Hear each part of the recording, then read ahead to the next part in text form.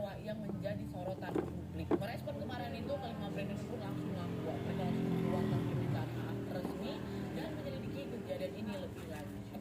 Nah, setelah diselidiki ternyata karyawan dari kelima brand itulah yang udah ketahuan bikin curang Wak dengan ngasih makanan kosong. Akhirnya sebagai bentuk pertanggungjawaban mereka sampai menutup toko dan memecat semua karyawan yang terlibat. Dan untuk meredam amarah publik, salah satu brand dari 5 itu yang bernama Capanda juga meminta maaf dengan menyumbang uang sebesar 1 juta yuan atas namanya Liu atau Fat Cat. Dan cara itu ternyata lumayan ngefek Wak, karena masyarakat sudah nggak ngamuk-ngamuk lagi ke brand-brand itu lagi gitu. Tapi di saat kasus orderan fiktif ini sudah mulai mereda Wak, ini kita balik lagi ke awal ya.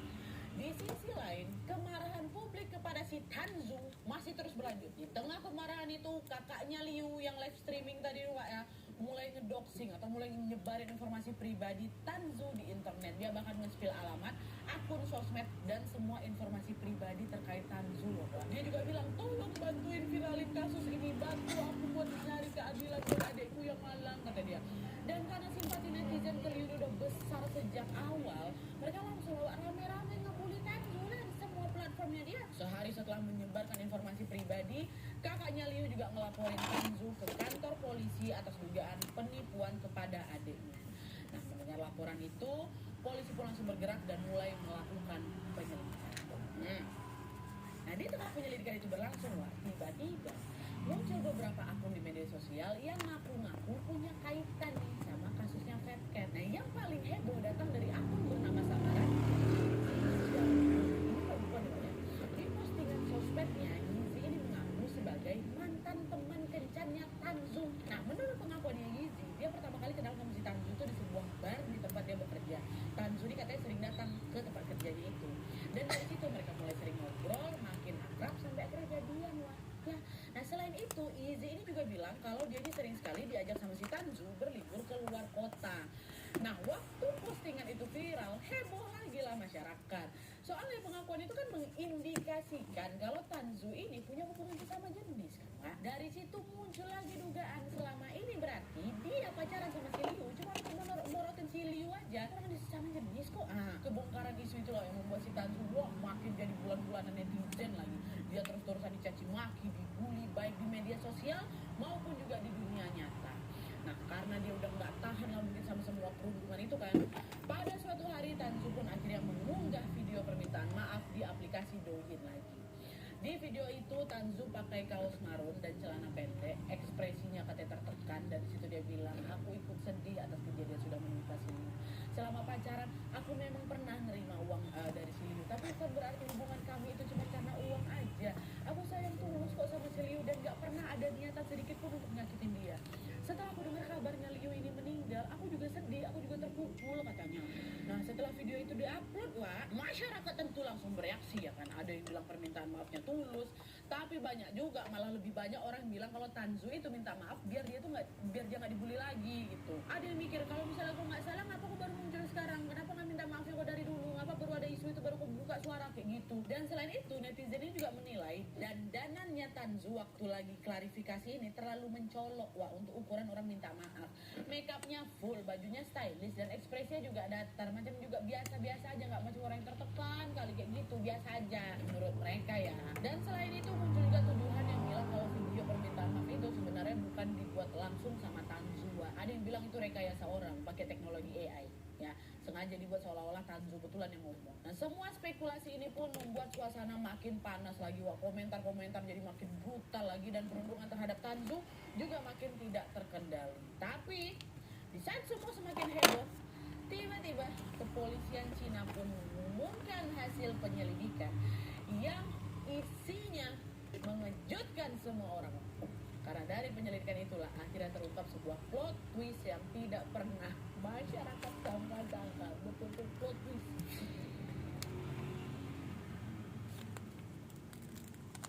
Nah, jadi di tanggal 19 Mei 2024, Wak, kepolisian Cina akhirnya mengumumkan hasil investigasi mereka terkait kasusnya Fat Cat. Dari situlah terungkap dua fakta penting yang ternyata jauh berbeda dengan apa yang selama ini dipercaya sama publik. Yang pertama, fakta pertama, menurut temuan polisi, kakaknya Liu selama ini sudah sengaja memanipulasi opini publik dengan cara menyudutkan menjadikan Tanzu sebagai penyebab dibalik kematian yang Fat Cat. Padahal Tanzu ini memang setelah diperiksa sama sekali nggak pernah punya niatan jahat gitu loh. Bahkan beberapa bulan sebelum mereka putus, mereka ini udah melanjutkan hubungan ke jenjang pernikahan, udah mau serius. Jadi ada indikasi kalau kakaknya ini memanipulasi.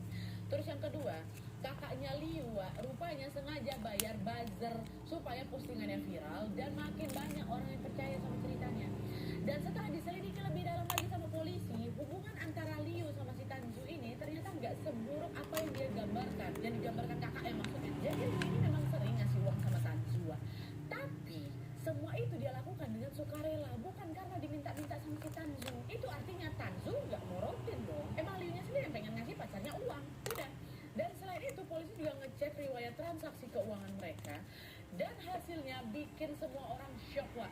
Selama pacaran, Liu itu pernah nge-transfer uang ke Tanzu 1,7 miliar rupiah ya. Itu memang betul. Tapi plot twistnya, Tanzu juga sering transfer ke Liu sebanyak 179 kali dengan nominal lebih dari 1 miliar. Nggak cuma itu aja, Tanzu ini bahkan ngirim 66 juta rupiah ke kakaknya Liu ini dan juga 320 juta rupiah ke bapaknya Liu. Ya, itu artinya apa? Dengan terbongkarnya fakta itu, artinya semua narasi yang selama ini diceritain sama kakaknya Liu, mulai dari pengakuannya sedih sampai screenshotan tuduhan ke Tanzu yang terkesan matre itu tuh nggak lebih dari sekedar karangan. Ini saking niatnya dia nyudutin si Tanzu, Wak, ya. Screenshotan chat yang selama ini beredar, yang selama ini mungkin pernah kalian lihat, itu adalah screenshotan percakapan antara Liu dan Tanzu yang sudah diedit sama kakaknya.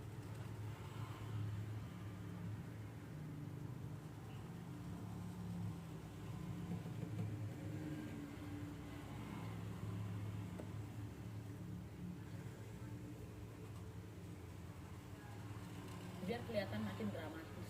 Nah, ini berarti ulah kakaknya, Nat. Iya, ngapa dia sampai segitunya ya, Nat? Emangnya Tanzu ini salah apa sama dia? Nah, itu dia, Wak. Ada sumber yang bilang kalau kebohongan kakaknya itu sebenarnya dilakukan dia sebagai bentuk pelarian dari rasa bersalah yang menghantui dia, Wak. Kalian ingat kan, sebelum si Liu ini lompat ke sungai, Liu kan sempat nelpon kakaknya kan, tapi nggak diangkat. Nah, kemungkinan dari situlah kakak ini ngerasa bersalah. Ada aja aku angkat telepon itu, mungkin aku bisa nahan Liu, biar dia nggak senekat ini, gitu. Nah, makanya Wak, untuk menutupi kesalahannya, dia malah menyudutkan orang lain. Bukan kesalahannya sih, kayak menutupi penyesalannya gitu loh. Dia nggak mau dirinya disalahkan karena nggak ngangkat telepon itu. Dia sudutkan orang lain. Tapi ada juga yang bilang kalau kebohongan ini dia lakukan karena kakaknya Liu ini ngerasa uang yang dikasih sama si Tanzu ke keluarganya dia itu kurang banyak. Akhirnya setelah semua kebohongan itu terbongkar, kakaknya Liu ditangkap dan dia pun akhirnya buka suara. Di hadapan publik, dia mengaku bahwa narasi yang selama ini dia sebarkan itu hanyalah kebohongan yang dibuat dia untuk menyudutkan Tanzu. Dia menyampaikan permintaan maaf secara terbuka dan menyadari bahwa tindakannya sudah menghancurkan reputasi orang lain dan memicu kebencian massa. Sebagai bentuk tanggung jawabnya, dia menyatakan siap menghadapi konsekuensi hukum atas penyebaran informasi palsu yang sudah dia lakukan. Di pranknya satu Cina.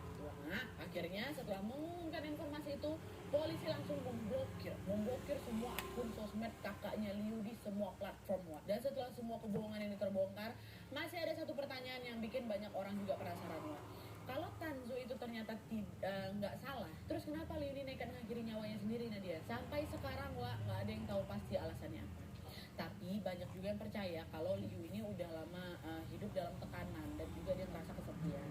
Dan ketika dia diputusin sama si Tanzu, dia ini langsung ngerasa dunia itu udah berakhir, Wak, karena selama ini cuma Tanzu lah yang bisa ngertiin dia gitu. Tapi terlepas dari apapun alasannya, kita doakan saja semoga Liu tenang di sana dan semoga tidak ada lagi orang yang menyakiti dirinya sendiri hanya karena merasa kesepian. Amin ya rabbal alamin. Oke, Wak, jadi itu tadi kisah tentang Liu Ji atau Fat Cat, seseorang pemuda yang menghilangkan nyawanya setelah diputuskan sama pacarnya. Nggak ada yang waktu dicek, ternyata si bot korbannya ini tuh adalah seorang perempuan asal Filipina yang merantau ke Amerika dengan harapan bisa hidup lebih baik. Dia kerja siang malam, banting tulang, sampai akhirnya dia bisa mendapatkan hidup yang mapan. Tapi justru ketika hidupnya ini sudah mulai stabil, lah, sebuah tragedi datang dari arah yang paling tidak dia duga. Gimana kisah selengkapnya? Kita langsung masuk aja ke ceritanya ya. Check it out.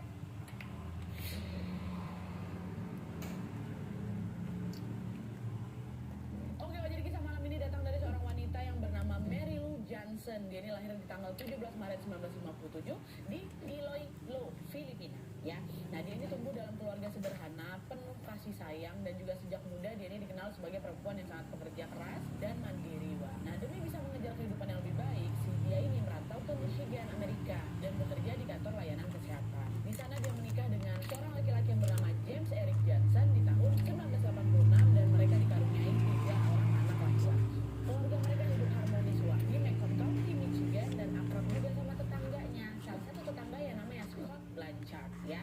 Namun kebahagiaan itu terguncang di saat James, suaminya, didiagnosis leukemia dan meninggal dunia di tahun 2001. Setelah menjadi janda, Mary